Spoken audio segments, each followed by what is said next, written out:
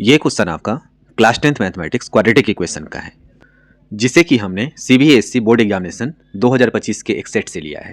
Question में आपसे बोला जा रहा है find the nature of roots of the equation.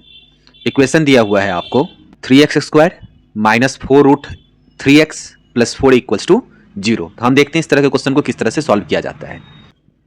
Solution, जो आपका गिवन इक्वेशन है वो आपका क्वाड्रेटिक इक्वेशन के स्टैंडर्ड फॉर्म के सिमिलर दिया हुआ है। अब क्वाड्रेटिक इक्वेशन का स्टैंडर्ड फॉर्म क्या है? ax² plus bx plus c equals to 0।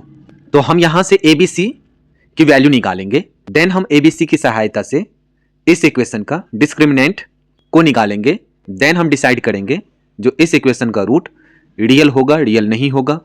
अगर रियल होगा तो वो इक्वल होगा कि अनइक्वल होगा। ठीक है, थोड़ा सा समरी के लिए आपको मैं बता दूं, अगर d is greater than equals to 0 होता है तो इसका रियल रूट होता है। अगर d इज लेस देन 0 होता है तो इसका रियल रूट नहीं होता है। और अगर थोड़ा सा डिटेल्स में हम अगर इसको ध्यान दें, अगर d इज ग्रेटर देन 0 होता है तो इसका रियल रूट भी होगा और अनइक्वल रूट होगा। और अगर d इज इक्वल्स टू 0 आ गया तो इसके रियल रूट होंगे, लेकिन दोनों रूट आपके इक्वल होंगे। तब हम इस क्वेश्चन को शुरू करते हैं। तो ये है आपका the given equation 3x² minus 4 root 3x plus 4 is equals to 0 is of the form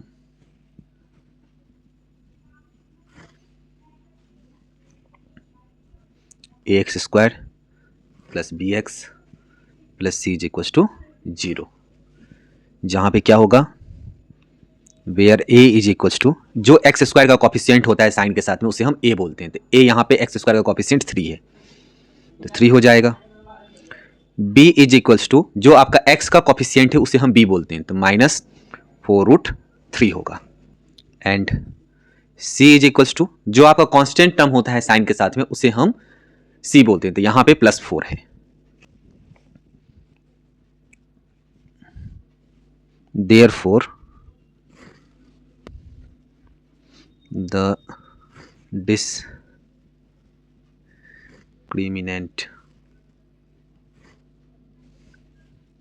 d is equals to b² minus 4ac।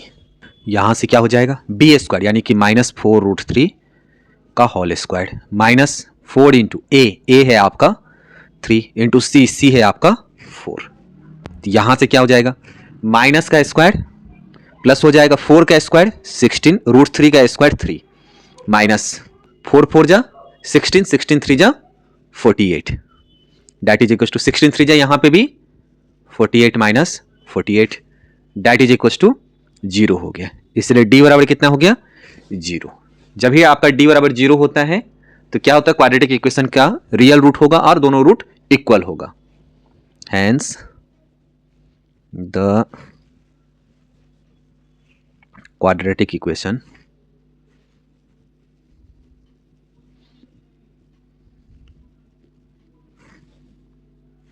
has